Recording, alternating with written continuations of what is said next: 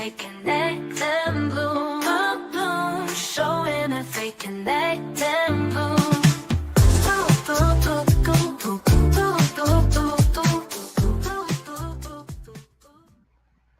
Welcome to the Bloom Show, everybody. This is Saeed, your host. If you're in the floral industry, if you're a flower shop owner, a wholesale owner, or human resources, a farm, operations manager, sales manager, and you want new employees for your team, then this is the show for you today.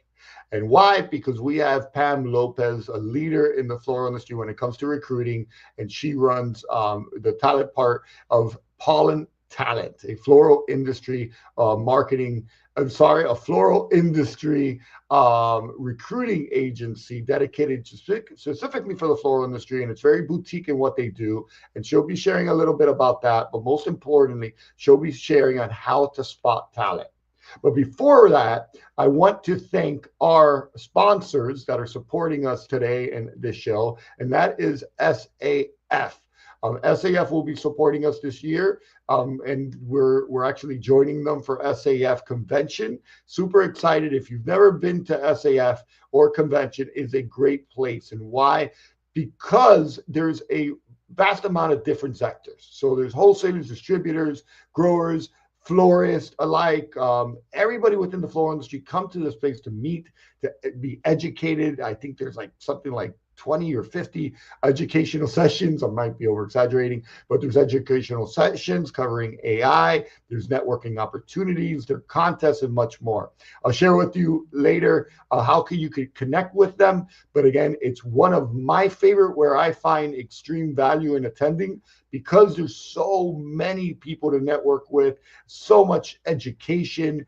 They always choose a great hotel. So do check out SAF and go visit SAF at saf.org, I believe here. Let me pop this up a little bit real quick. But do check them out. Scan this QR code if you want more information, and I'll have it at the end of the show as well, so you could scan it. But 20 plus educational sessions and much more. And I'll share a little blurb about them as well at the end. But would really enjoy to see you guys there, and I'm certainly there every year for the last 6 years, and it's important for you to be there. Now back to the show. Please join our show. Keep on watching. Do subscribe. Press the alert key. This show is by the floral industry, for the floral industry, and its intention is to have purpose in connecting the entire floral industry to information, education, and things that make us better as an industry, and to our floral community continue to build community. And we do this with the support of our sponsors. And by supporting us, they're supporting the industry, because with education comes empowerment, with information comes unity. So we thank everybody that supports us. So without further ado, we're going to bring Pam Lopez of Pollen Talent on to share again insights on how to spot the right talent. Things have changed throughout time as AI comes in, and as different platforms come in, and as the new generation starts thinking differently about their careers. So Pam is going to give you insight into that, to understand, 1, how to spot the right resumes, 2, what tools to use, 3, what are these employees looking for nowadays, and these candidates, what's important to them, because it has completely changed, from my understanding, on how they look for jobs and how jobs are offered and what's important to them. So that's where Pam's going to loop us in and let us know. So without further ado, let's have Pam onto the show. The Bloom Show, if they connect and bloom. The Bloom Show, if they connect and bloom.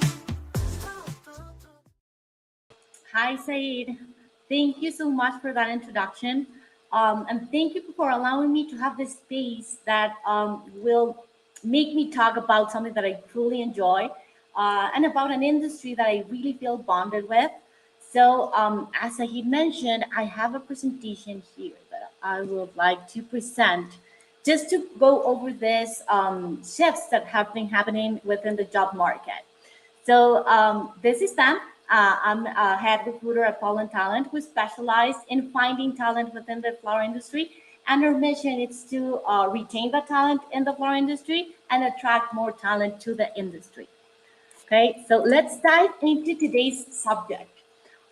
beyond the resume, how to identify the real talent for the flower industry.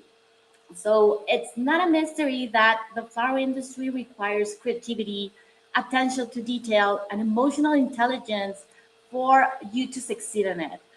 It's crucial that hiring managers treat the resume as just the first glimpse into the candidate's potential, but it's important to identify the true talent that will uncover after you pass through the resume.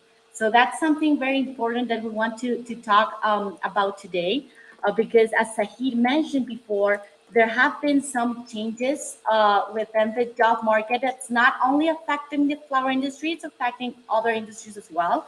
So these are going to be the factors that we're going to review today. So the generational changes, millennials and Gen Z are entering the workforce, and they have different expectations among themselves and in comparison with other generations. Something that's very important nowadays is the use of technology platforms, AI, which are new tools that are changing the rules of the game, not just for recruiters, also for the job seekers. So they are using all this technology and strategies that are given to them to fully connect with the companies they look forward into working with. And the last subject, it's something that we have been talking about.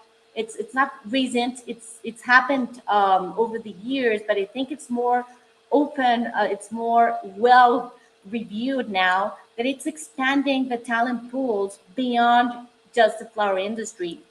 So we are looking that more companies are open to hiring professionals from all outside the industry, especially into leadership roles. And it will vary among the position.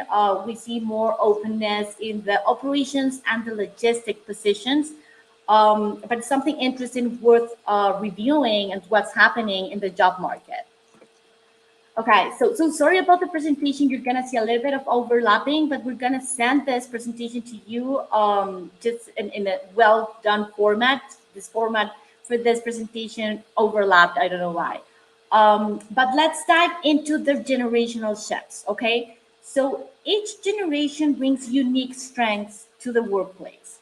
So it's important to understand the difference to tailor the recruiting processes and also to understand the talent with a different optic.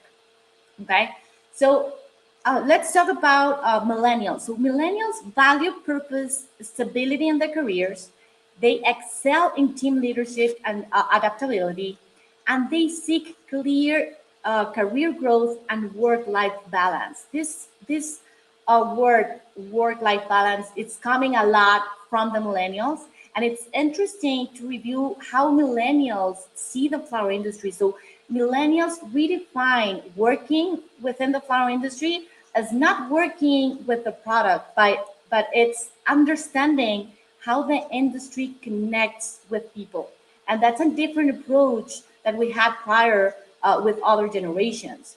For us, HR managers, it's important also to understand what's the working style for millennials. So they are very purpose driven. They seek this alignment of their roles with their personal values. They want to build a larger mission. They connect a lot with the position they're going to be working with. They are tech savvy, so they feel comfortable with digital tools. They feel comfortable with automatization processes. They feel very comfortable with remote collaboration. So it's something that's a skill and a working style that's worth considering for millennials. They are team oriented. They thrive in environments that encourage teamwork and open communication. So they like that as well. They are continuous learners, but they are looking for certifications or mentoring programs. It's something that they look as a benefit when they're working for a company. That certification that allows them to show that they have expertise in specific skill is something that they look for and they thrive in it. They are also very feedback oriented. They do those annual reviews, but they prefer to have that real time feedback and very transparent communication. So that's something very important to consider when you're supervising millennials within your team. They are flexible and adaptable. So they look for hybrid work options or adaptable schedules. They're going to ask for that, or they, if your company provides that in a position, something that they're going to take as an asset of working for the company. And the last one, and something that I really enjoy, is this entrepreneurial mindset. So most of millennials have experience with side projects, freelances, or other business ventures alongside their roles. And it's interesting because it gives them not just like a specific skill. When you are an entrepreneur, you are seeing the whole view of a business. You're seeing the logistics, the marketing, the sales, the operations. So it gives them a set of a whole. So they tend to be more strategic. What's important also to understand about the job market and millennials is that millennials make up the 35% of the US workforce. So they are the largest generational group that's currently employed. So if you look at your company, probably 35% of your workforce are millennials, okay? In contrast with the Gen Z, that it's the other generation that it's coming into the game, they make up approximately the 18% of the US workforce, but they are growing very fast. So it's also important to consider how Gen Z are, how they are perceived, and what's their working style. So when we go into the Gen Z generations, they are digital natives. So they expect fast, transparent, and tech-driven. I put here hiring process, but they expect everything to be fast, transparent, and tech-driven. So that's important to consider. They prefer collaborative and inclusive work environments. And also, that's very important to understand about Gen Z is that their engagement depends on a strong leadership style and the company culture. Before we talk about millennials, they engage with their position, with their mission in the company. In contrast, Gen Z need to engage to the company in order to stay longer period of times in their positions. Let's go into their working style. So they are tech centric and efficiency driven. We talked prior about millennials, they are tech savvy. They know how to use technologic tools. Instead, Gen Z, the technology is the center for them. If they start working in a company that don't have technological platforms, they're going to struggle into their performance because they are tech centric and they look this mobile friendly workflows and digital collaboration tools. They're very good with the phones. So to have those apps and to be connected to their phones is something that's very important for them as far as a working style. They're very fast paced and instant feedback oriented. As I mentioned before, instant everything. They like things being done fast and effective. So when you're giving feedback to Gen Z, they prefer quick feedbacks or updates like 30 minutes long. If you give them an appointment of an hour, for them it's like, oh, what's going to be discussed? I need to go like on point. It's something important also to consider when you're working with Gen Z. Authenticity and transparency seekers. They have that as their flag. So they want and they value honest and open communication and companies with strong ethical values. That's for them a pillar. That's something that they're going to look when they start working for a company. They are social and collaborative, but it's important to consider that they are not as good with hierarchies. So they like a little bit of the liberty to being able to talk to the supervisor, to talk to the team, like something like an immediate connection. So if you have a very well structured, maybe corporate company, they're going to struggle a little bit into understanding the structure of the work environment. They prefer something that flows a little bit more easy. Another one that's very characteristic about the Gen Z is that they are self-sufficient. So they demand autonomy in the roles. So they need to feel that they have control over their responsibilities and that they have that autonomy. in order for them to feel that they're doing correctly in their tours. Okay. Something that it's important also as a recruiter to review that they have shorter job tenure mindset. We see in the resumes and we see that they look for 2 3 years and then they seek for changes, so they are less likely to commit in a long term, and less growth and flexibility are warranted as part of the benefit or as part of the wellness program within the company. They also, when we're talking about training programs or anything that has to do with giving them certifications about something, they prefer everything personalized and adapted to their career development. So before we had standardized training programs, this is the training program, this is what everyone has to go through. Now with Gen Z, it needs to be more personalized. They favor this customized learning because if not, they feel disconnected and they won't pay attention. This is not just in the working environment. We can see that when Gen Z are looking for their careers, universities and everything, the program for them need to be customized. If it's a very broad program, they're probably not going to choose that career.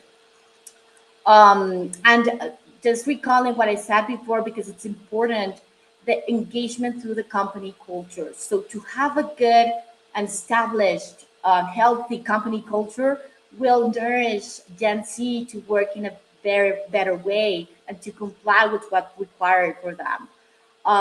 Let's go and tie that up with the resumes. It's how to spot and see what's happening there.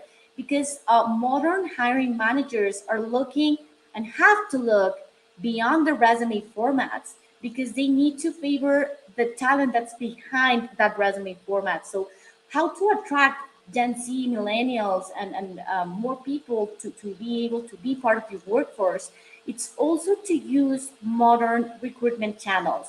So I see that LinkedIn is a very strong channel to use. TikTok, it's another one that I'm seeing that is very integrated into attracting talent. I see university job boards, something to be in strong as well as a strategy to recruit people. We talked about this before, building an attractive employer brand. That's very important to attract talent. So, videos, real employee stories, or virtual tours is something that I found that has been used by other industries, that can be used for the flower industry to attract this new talent that's coming to us. Also, then, and we're going to tie this last one, it's to adapt the job descriptions and interview formats. So prior, we have the interview formats for a specific role. If you're getting somebody that is a millennial or a Gen Z, that interview format needs to be adapted to this younger talent as far as the questions goes and how the engagement with the interviewee goes, just to fully understand the talent behind that candidate. So let's dive into technology, because part of what we need to change in recruitment processes, it's because new technology, new platforms are being used. So it's not a mystery that AI has changed the hiring process. It makes it more efficient, less biased, and data driven. But it's important to understand that not just the companies and recruiters are using AI, but the candidates are using it. And there are a lot of amazing platforms, amazing tools that help the candidates with their job search. So let's go a little bit into that, because it's important for us and as hiring managers and recruiters to also understand how candidates use those platforms. So the AI generated resumes and cover letters. There are a lot of different platforms. Just Chat GPT or Resume Worded or Kick Resume are some of the most used tools to create your resume, that it will help you craft a resume and optimize your resume to the job descriptions. So that will lead to that keyword optimization tools, which was for recruiters to have those keywords. It was our best tool to filter the candidates. Now the candidates are using these tools to pass that barrier. So it's not longer effective just to know the keywords. It's important to understand that each industry each position has its own language. So to be able to speak the same language, it's important to understand, if you will, fit to the position and fit to the company. So now these platforms allow the job seekers to jump that barrier. And now the recruiters need to be aware of that the job seekers are going to speak that same language. So you need to see, pass through it to fully understand how the candidate's using those keywords. I found another very good platform, and I had an experience with it. Now you have mock interview coaching platforms, which are platforms that allow the job seekers to practice their interviews, and it gives like common questions that interviewers do for in order for the job seeker to prepare. So it's interesting because that platform gives us real time answer. I have shared this before. Once I had an experience. I was having a Zoom interview with a candidate. She was a Gen Z for sure, very good candidate. But I recall that I was making some questions which are in the interview format, and she was sort of robotic. Like I could tell that she was reading the answers, very good answers, very insightful answers, but I could notice in her eyes. So that's important of having that, even it's not in person interview, but having that person contact, it allowed me to identify that she was using some platform to help her answer questions. So I changed the interview into more personal questions, and then I could connect with her truly and fully understand the talent behind it. Okay, and something very interesting. And I think it's something that's gonna happen more commonly now in the recruiting processes. And the last one, it's something that I also enjoy. I enjoy now watching my LinkedIn feedback and watching the LinkedIn profiles because they are much better work. They are much more visible. And there are a lot of different platforms that allow the candidates to enhance their profiles on LinkedIn and other channels. So I receive this as something very positive because for me, it takes out all the noise that I used to receive on a poorly done resume. But what does this mean when we're doing recruiting and how we can identify talent behind all this technology? So this will require a deep resume analysis. So priorly in the HR, usually like the intern positions were the first ones that did the first screening process. Now you can have somebody that doesn't have a lot of experience recruiting because they are not going to be able to identify the talent behind that AI enhanced resume. So it's important to understand that the hiring managers and that the recruiters should have that experience and fully understand each position so they can translate the resume into its essence. Let's say we are recruiting for sales position. Okay, so I have somebody that has worked within the industry. Will what sort of book of business in this position will this candidate have? Because he was a sales rep. Was he working? Does this company work for wholesalers or it works with a florist? So you, as a recruiter, need to be prepared and understand not just the flower industry, but understand other companies and other industries to be able to translate that resume into your position and into your company. So this is also that's going to be important for the afterwards because having those interviews like in person or behavioral interviews will be key.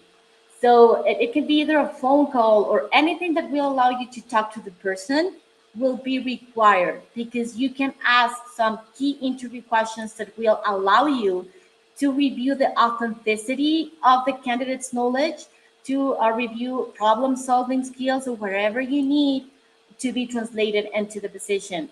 And also, it's important because it will help you understand how the candidate is using the AI. Is the candidate using it as a tool of efficiency, or is the candidate overly dependent on the tool? And that's very important because if it's overly dependent, then it's somebody that hasn't developed those analytical skills. So you need to identify that.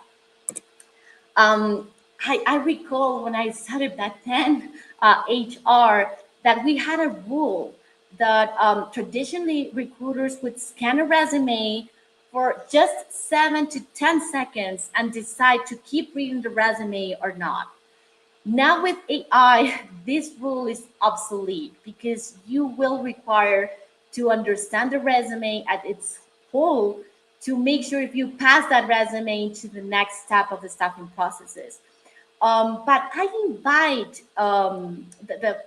the hiring recruiters not to see the AI generated resumes with a negative connotation, but to embrace this shift as an opportunity. Okay, as I talk about this a lot, like using AI is like using a calculator to do math. Okay, so you use a calculator to do those math calculations, but you need to understand what to put in order to receive an answer, and you are sort of prepared to what answer do you want to get out of that calculator. With AI, it's the same. It's to use the tool, but the candidate and the job seeker needs to understand how to use the tool for you to really have that as a skill. Okay. Okay, so I think we have more to cover when it comes to the use of technology, cover different tools.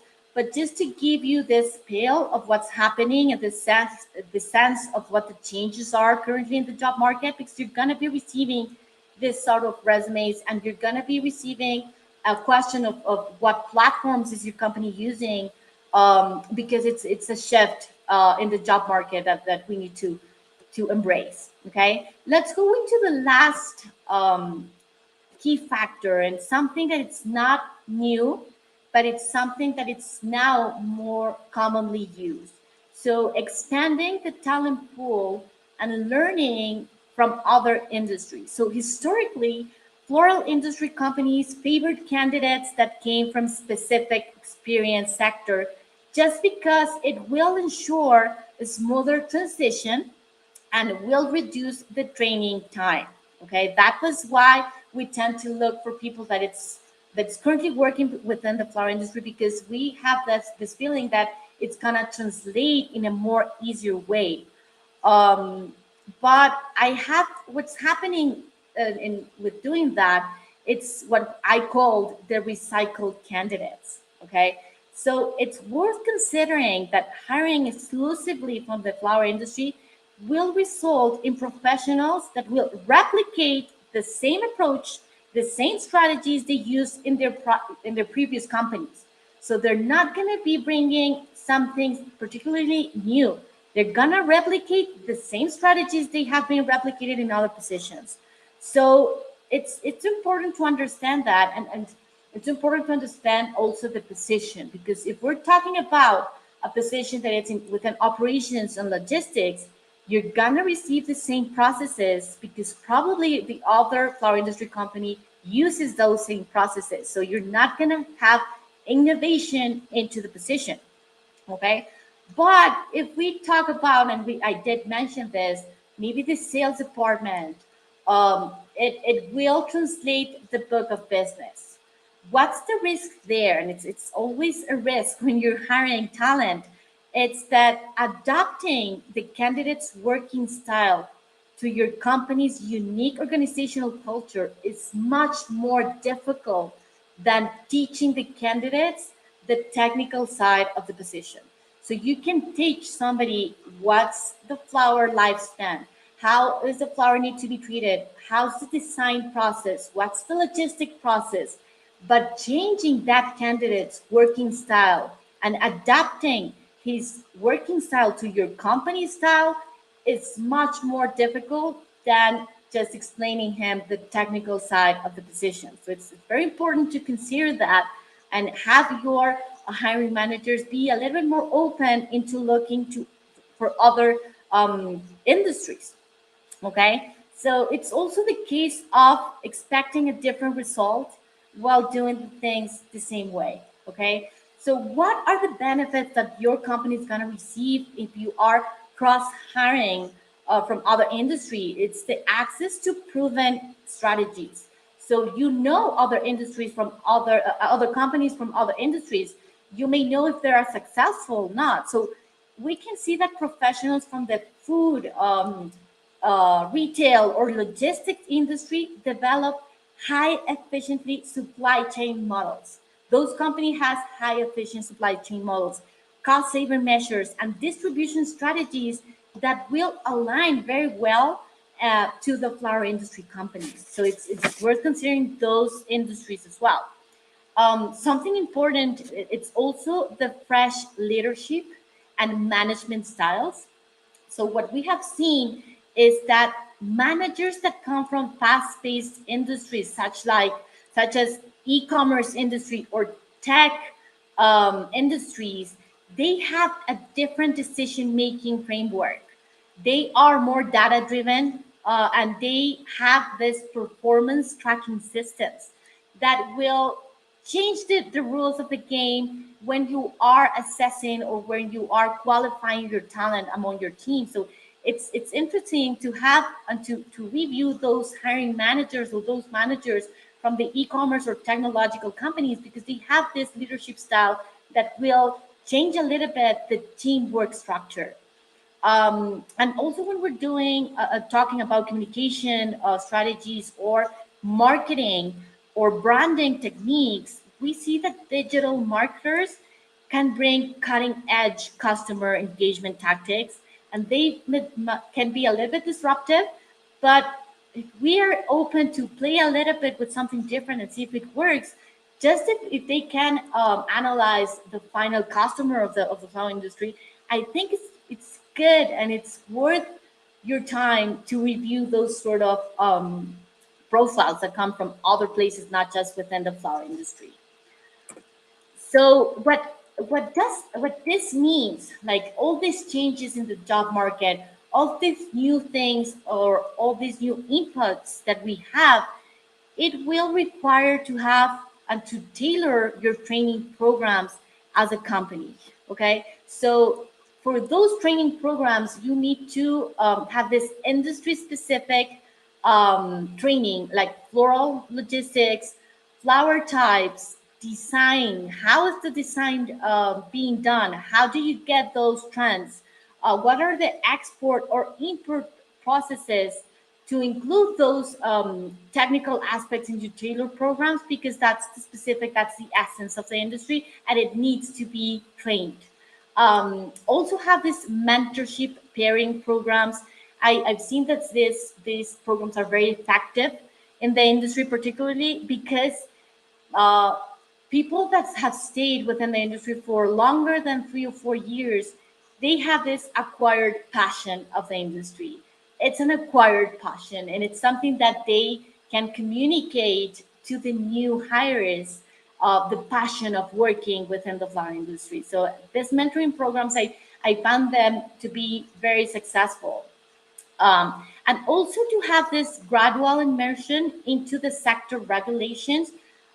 We all know that the flower industry have a lot of strict and quality assurement and regulations that need to be very, very clear to you new hires, especially to the millennials and Gen Z, which are not used to following so much processes or regulations. So it's good to have those as a specific and to train your new hires into applying these regulations and being aware of these regulations that are very specific of the industry. Okay, so let's go into the conclusion. So the conclusion for today is how the future talent of the flower industry is looking. Okay, so I encourage companies to embrace technological tools to widen their recruitment perspectives and to recognize the generational differences, because there are a lot of them. The flower industry can help a little bit future proof their workforce if they do all this. The most effective hiring decisions go beyond what's listed on the resume. It will require to identify and align the candidate skills, the candidate working styles, and their long term professional goals into your organizational culture and into your strategic direction. So it's very important for you to consider what's your strategy as a company, what you're aiming for, and be able to adapt your new hires or your new working force into those points that you want to comply with. And that's it for today. So thank you so much. I hope this subject has been interested to you as it is for me. If you want to schedule a call, visit our website, or if you are a company that's looking for vetted candidates, just visit our vetted candidate programs, or you can contact me, whatever question you have. I'm open. I love the industry. I love the subject. So thank you again for listening. The bloom, showing if they connect them bloom. The bloom, showing if they connect them bloom.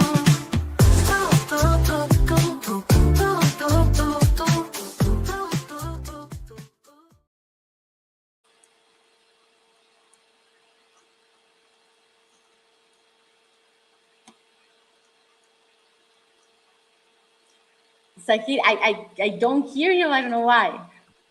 Now you do. Yes. Right. All right. Cool. So we are still live. Just a heads up. I think I have a comment coming in, but I wanted to jump in for some questions. But it says, Christina Cuevo says, "Great content. Thank you for sharing."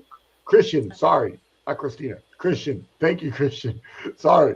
Um, Chiming in and asking and saying, great content. Thank you. And there's great question. There's great content, but I'm gonna be a pessimist here. I'm gonna ask you a couple negative questions because when looking at short term, when you said short term, that makes me uncomfortable, right?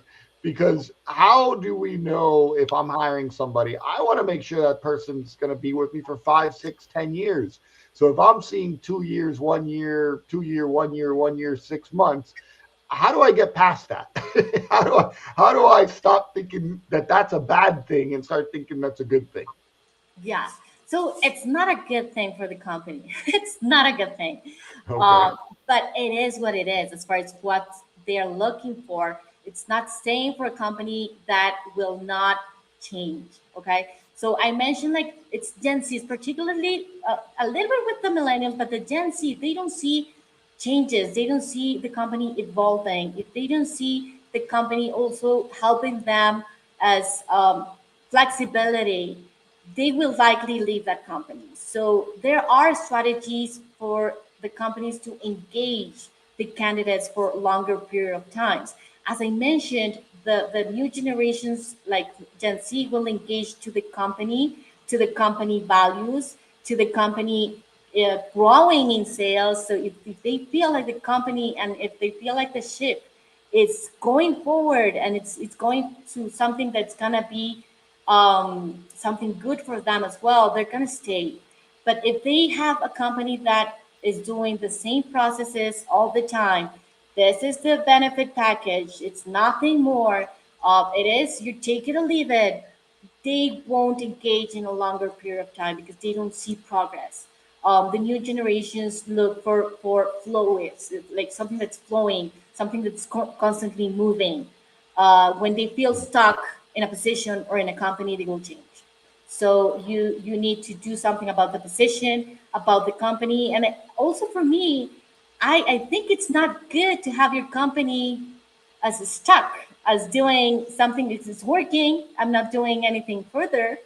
It's not good for your company as well. And that will translate to the talent that you have, your workforce. If they feel that, they're going to leave the sheet. They're going to leadership. And then when it comes, and thank you for sharing it, when it comes to AI, right? What it seems to me that now it's causing more work because I imagine when someone sees AI and you could tell, you're like, oh, I'm done. But that's basically all it's doing is limiting the opportunities to hire people because you're judging them of using technology, right? Is that what I'm thinking? So I'm guessing that your job and your certain recruiting services are going to be more important now because it's going to take a lot longer to review these resumes, get to know the person, dive in to get a deeper understanding of their talent by asking unique questions. Is that true? That's what I got out of this. That it just seems like It's going to be more work for you as a HR person, or if you're the owner, HR, and the buyer, etc. Then instead of spending the hours and hours reviewing resumes and at, meeting the people in person, that's when you come in. Yes. So what happens is I love the AI subject. I truly love it because I love AI. I use it a lot because it allows me to like give away the tasks that I don't enjoy, like the effective, like the task. But it will require me to think, to have that strategy behind the tool, because I need to think when I'm reading the paper. I need to think when I'm reading a resume, like, okay, this is the company. Let me research the company. Let me understand the organizational structure.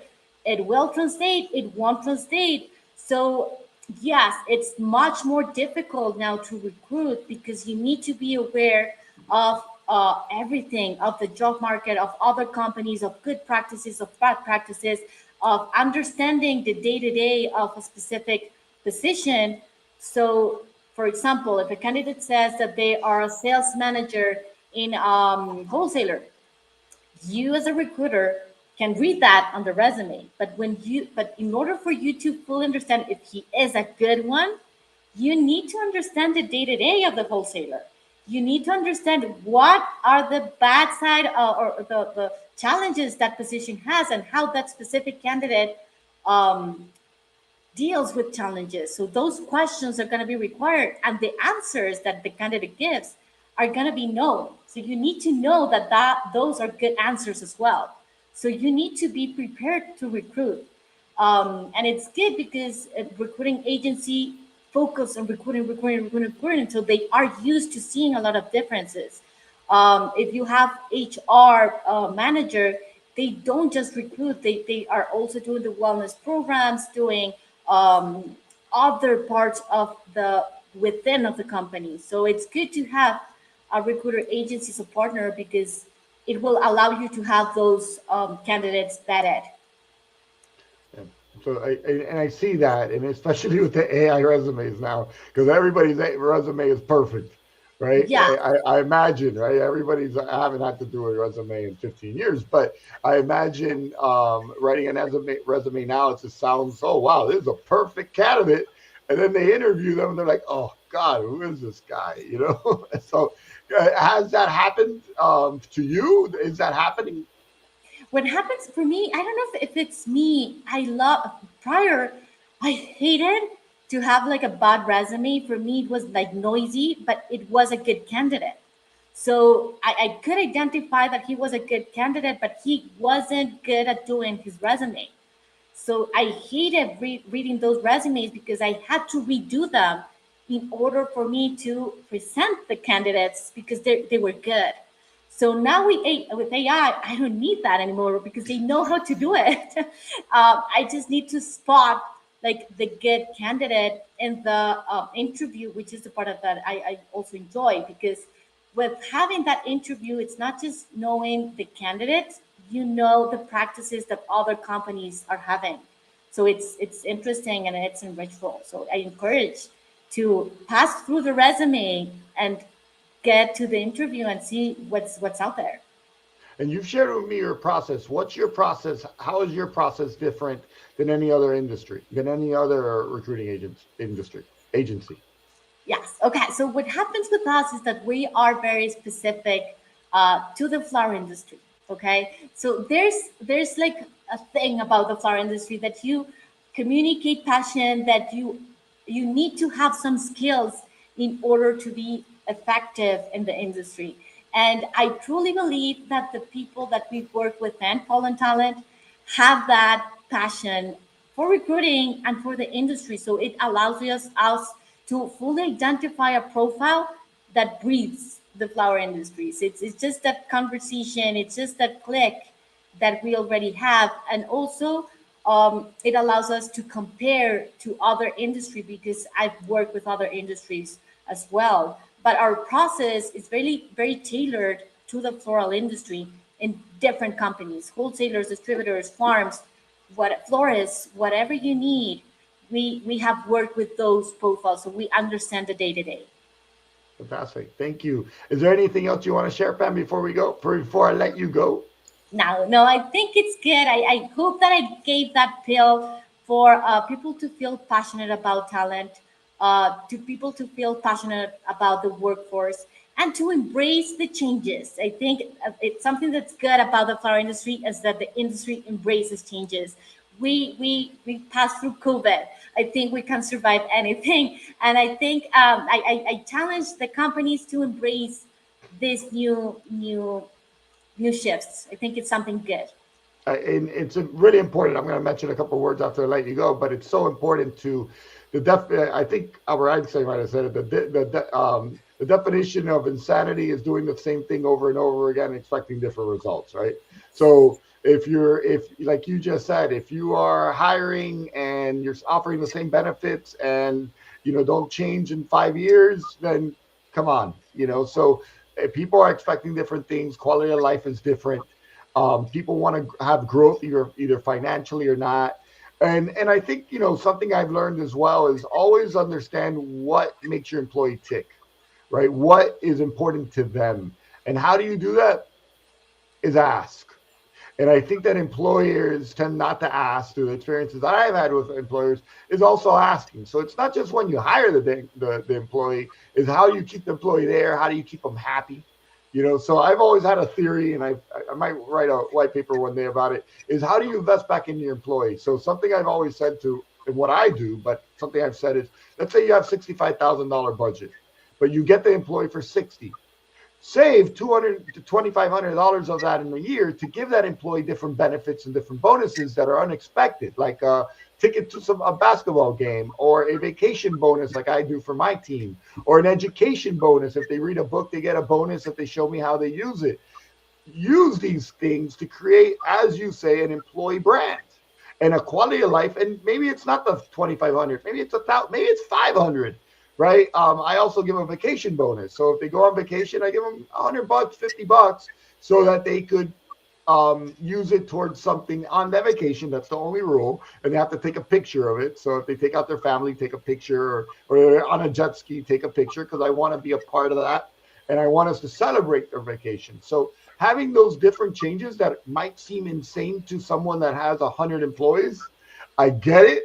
But you could always do something to another level, like a $10 gift card, right? So there's always things that you could do, or you budget it around. Now, asking an expert like yourself, am I crazy?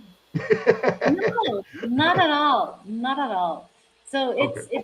it's interesting, like to reviewing like corporate companies, they are used to having candidates coming to them. Okay. Yeah, it's changed a bit. Yeah, so other companies need to compete with that because their candidates are not going to come and knock your door if you're not putting yourself, like your brand, out there. But it's important to understand that corporate positions, they have shorter tenure as well, because they can't follow that rhythm all the time. So I think the flower industry has that asset, that passion is very into your day to day.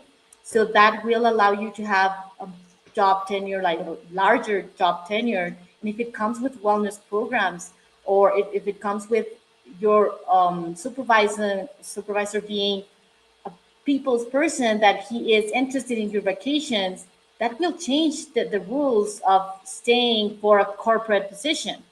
So it's Yeah. important. I think that everything counts, and as I mentioned, COVID changed everything, and generations are more centered into their well-being, much more Yeah. than before. Quality of life and purpose, right? I imagine purpose. Why is it what we do, like that flower feeling? It's really, once I realized that as an employee and now as an entrepreneur, that we're doing something so awesome and affecting people's lives in a daily basis on a positive way. That's when I got passionate about it. And I think that many people in our industry get passionate, but I think it's the job of the owner to explain that, to Yes. make them see it, to show them proof, to get them involved with that flower feeling, to get them involved with what SAF does. And I forgot the name of it, the flower movement. No, it's not the flower movement. I forgot. I'm sorry.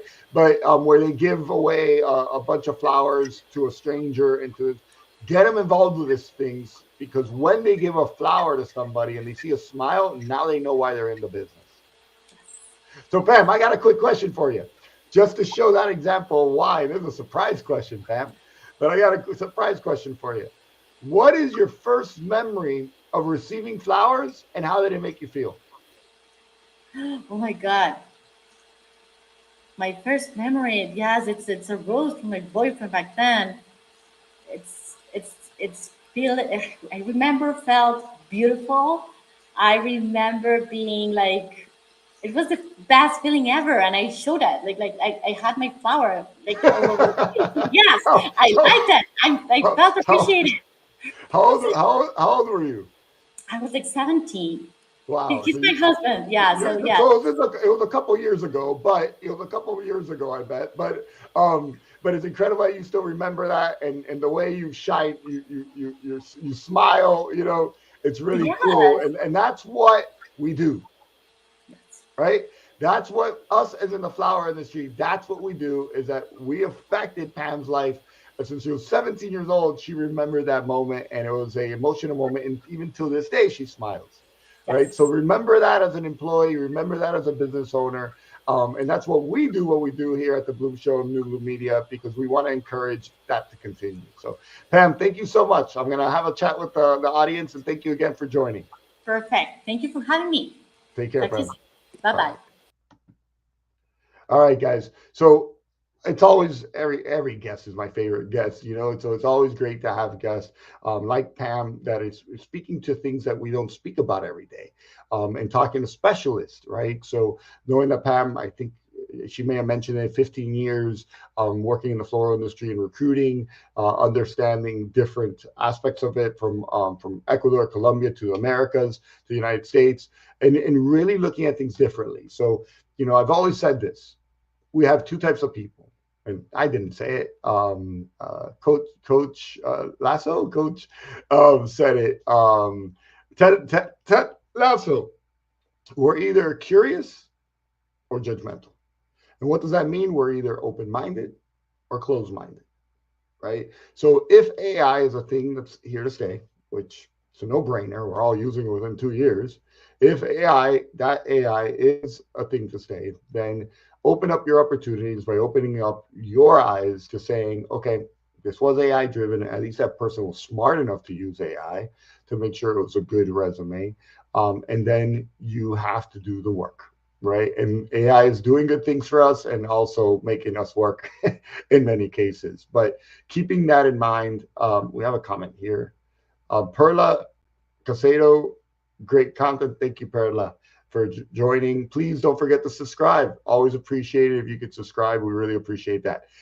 So again, looking at it that way of saying AI is here to stay. Employees come for 2 years and leave. And when you're reading a resume and you see that, even myself, if I read a resume like that, I'm not a fan. But understanding, okay, what can I do differently to keep them here? Asking them that, right? Doing things a little differently and how you hire to bring in talent and to keep talent is key, right? I know a great company that it does a great job of creating company culture, creating a family culture, and creating a brand for its employees. And it's a great place to work. I'll mention JetFresh, and their employees have been there for years, right? Because they do something different. They have quality of life. They add value to their employees, and they treat their employees like family, and they listen to them. They're doing things differently. Right? I think there was even an article that SAF did about that. So it's really looking at things a little differently and being really open-minded about that, and trying things differently and giving it a try. For example, I'll say something. I sometimes have people reach out to me and, oh, look, I'm looking at do this or that, and I ask them, do you give a commission? There's some companies that don't. You might want to, or you might not. But looking into it and being interested in saying, what can it happen? But again, it's great. There's benefits in both, right? Not to have commission, and there's benefits in having commission, but there's also benefits in not having commission. So I'm not encouraging people to do either or, but it is something of exploring, keeping an open mind, and learning from others, like Pam said, from other industries, which is something we encourage on New Bloom Media. So again, thank you to Pam for showing up. Thank you everybody for showing up and for subscribing. Super important, and pressing the alert key. We've hit about 22,000 followers, I think.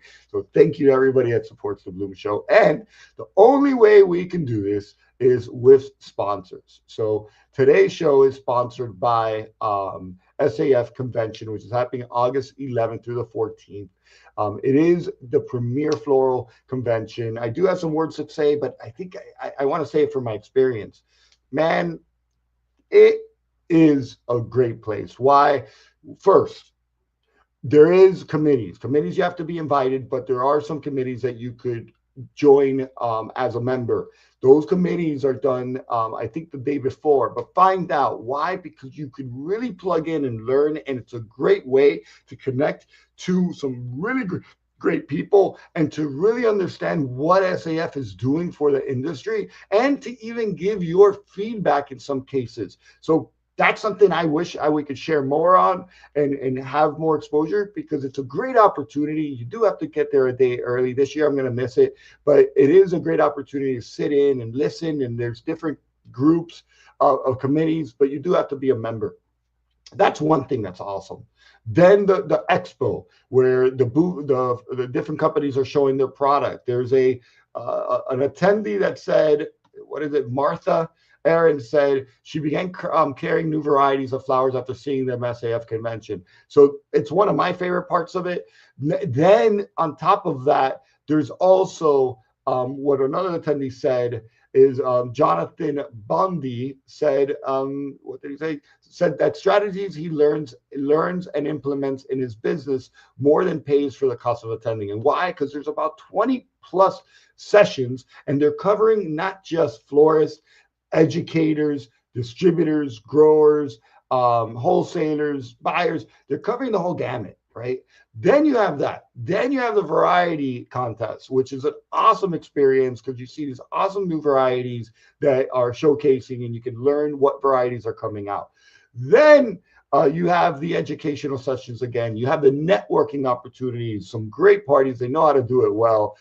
And then you have the forecast, right? What's happening, where Kate Penn comes in. It's usually the beginning and shares the update of the industry, which is an amazing resource just in itself. That itself is worth your investment, because of learning firsthand, real time, of what's up in the flower industry. So really, it is built for all segments: empowering education, boosting profits, forecasting, how to staff, AI, which is something we were talking about, and again, the overall health of the floral industry. Great place to network with all sectors. So if you're new to the industry, you're trying to plug in, if you're a distributor and you're wondering if you should go, just go and check it out for the first year and see what's up. It's great for next geners, right? I believe I have a next gen cocktail party. So it's great for next geners to come in and connect with others and get inspired. It is very crucial for inspiration. They have a design contest. I mean, this thing is jam-packed with just opportunities to learn and opportunities for value. So let me make sure. Oh, sorry, I should have popped this up. So I'll go through this real quick. Find clarity, connections, and solutions. 3 days of learning, inspiration, and networking with 400 plus floral professionals. Beautiful hotel, by the way. Helping you grow today and plan for your tomorrow. 20 educational sessions tailored for floral businesses of all sizes, covering AI trends, economy, profitability, staffing, and operations, and competitions, networking receptions, workshops, tours, supplier expos, tours as well, featuring dozens of vendors and giveaways. So it's a lot of fun. Register here. You can see over there. You can see over there the QR code. So scan it. I'll leave it there for a second. Scan the QR code. The venue is beautiful. It is a pretty good deal for the venue. I think it's like a $150 discount, and it includes the resort fee. So do, check that out. And I know there's a couple other hotels around it. So it is a pretty easy place to kind of locate yourself or to travel through. And then there's a great little shopping center where there's restaurants. I've been to this one 2 years ago. Great pool. Everybody likes the pool because it is Phoenix. So there's a pool to cool down. Great gym as well, and a beautiful golf course if you're into that. But again, thank you to our sponsors. And again, if you're not an SAF member, you should dive in and check it out because it adds so much value, from all the information that they give out on a monthly basis to all the great articles that they're writing, to the Zoom sessions that they give, to opportunities like this, to Next Gen as well. So again, for me, it's really important, and for New Bloom Media, to support associations and conventions because it does exactly what our mission is. Right. So our mission is to support these because our mission is to connect the floral industry to education, information, to each other, because we just are stronger. No matter how we put it, we're stronger if we do things together, if we do things united. And these are the places that we come to unite. One more comment. Let's see what happened here. Yes, subscribed already. Thank you. Every which one counts. And amazing info. I'll sign up for sure to that convention. Perla, thank you very much. Perla, love to connect with you. What industry are you in, Perla? Love to know where our listeners are watching. So don't forget to comment if you have any comments, any questions. And if you do go to SAF, hit me up. I'd love to connect with you and let them know that you learned from us. But they are sponsoring the next 3 shows. And we're super excited to be there with the Bloom Show as well. We'll be doing some man on the street kind of stuff and covering. So keep an eye out for our blog, because we always think it's really important to do that. But we're really excited to always partner with SAF, as it is a community. And that is so important to our industry, again, to connect the entire industry together. So thank you again, everybody, for your time. I'm really, really, really excited and happy and thankful of the growth that the show has had. We couldn't do it without you. Oh, forgot something. Thank you for still hanging out, everybody. Here we go. 1 second. Cool. July 8th, we have Joe Don Zexi as he shares his next chapter and new business, new collaboration, and insights of the future of supermarket flowers. Super excited to have him. Joe Don's, to me, a legend in the flower industry. He has established a new company called Rock Bar Z. Let's find out more about Rock Bar Z, and let's find out about a little collaboration we're doing with Joe Don. So really excited to have Joe Don on and to be collaborating with Joe Don. Just adding a little mystery. Now, July 10th, I hope it's going to be one of my favorite shows, but I'm really excited about this show. And it is on July 10th at 1 p.m. for a special episode, The Bloom Show, featuring Jim McCann, founder 1-800-Flowers, as he reflects on his journey and what's next for the floral world. Really excited because, again, he's a pioneer. No matter what, he did change our industry, and he did change the way we do things. And he took a phone number and made that into a enterprise, into this amazing, huge company that has affected the floral industry. And I'm super excited as an entrepreneur to learn more from him, to dive in. And what a humbling experience to have him accept my invitation. Been after him for 3 years. Now that he retired, I said, hey, you got the time? And he was a gentleman. He's for me, I'm humbled because I've seen him on CNN. I've seen him on CBS. I've seen him on these big channels. And I get to have him on the show, and you get to watch him, and you get to ask him questions. How cool is that? So really excited to have Jim McCann of 1-800-Flowers, and really thankful and humbled. And I'm like a kid in a candy store because, again, the show started on Instagram and 22,000 followers, and we have you to thank for it. And then we have another cool thing is get ready for a powerful Bloom Show Takeover with Tim Huckabee, the prophet of a florist. He's an educator, not on floral design, but on floral business. So if you're a florist or know anybody that's a florist, Share that. He'll be diving into best practices for the most successful flower shops, sharing insider tips and tricks learned from working with over 7,000 florists worldwide since 1997. Don't miss this episode. And it's just, again, what we're doing here at New Bloom Media is we're taking a different approach. My job, my passion is not to share my voice, even though I do, but my passion is to share others' voices. My passion and my mission, mainly, forget the passion part, the mission is really to connect the floral industry together as we were siloed in the past. And I want to continue to advocate for connections, collaborations, education, and information.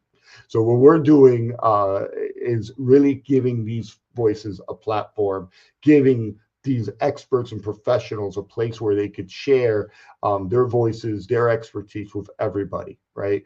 And I think that it's super important because, again, I always say this, with education and information comes unity, comes good decisions. So again, thank you to them for joining. Thank you to our sponsors for supporting, like SAF Convention 2025. Thank you for supporting, because again, we gotta keep this going. So how do we keep it going? We keep it going with the support of different sponsors. So if you are a flower company and you enjoy this show and you watch the show more than once and twice and 3 times and you share with hey, hit us up, because it would be great to have you show your support for the entire floral industry by doing a purposeful sponsorship, by adding value to the floral industry to help the floral industry continue to innovate, connect, and grow.